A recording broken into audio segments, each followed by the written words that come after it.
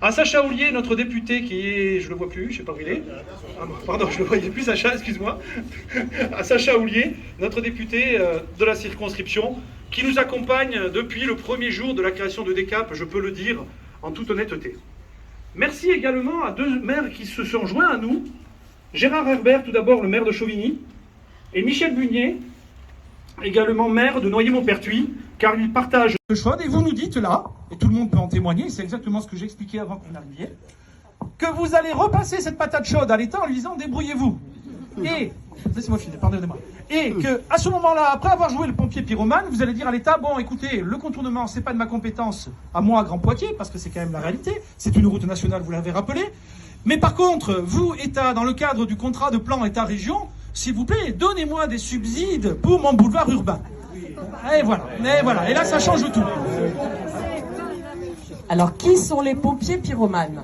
Les personnes qui divulguent des documents de travail avant...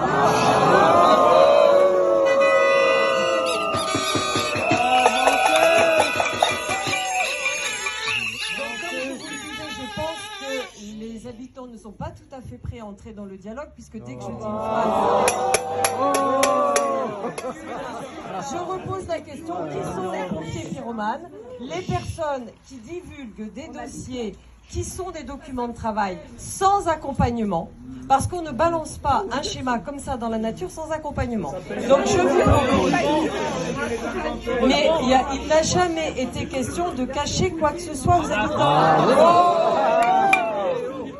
C'est pas grave, ça m'est égal moi qui. Mais non, mais vous me traitez de pompier pyromane, je dis, j'ai pas déclenché l'incendie.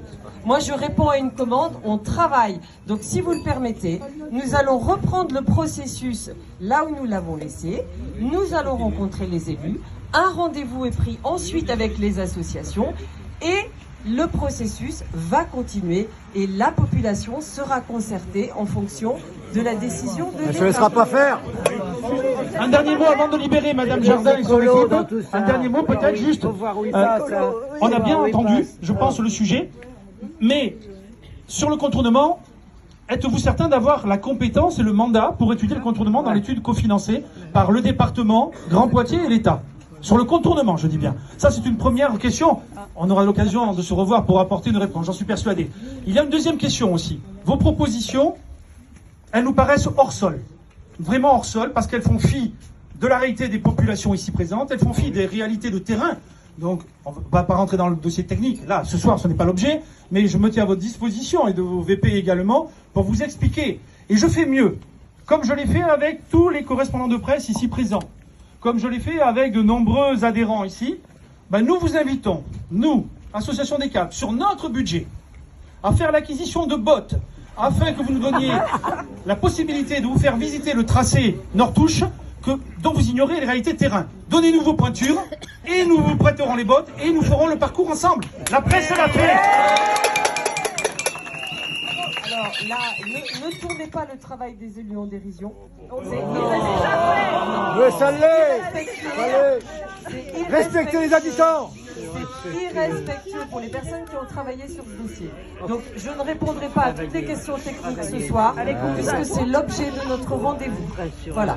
Donc nous reprenons dans l'ordre les choses. Nous ne méprisons personne. Nous ne maîtrisons pas effectivement la décision finale. Nous sommes dans un cadre de travail où nous faisons des propositions. Je vous remercie, messieurs, dames. À très bientôt.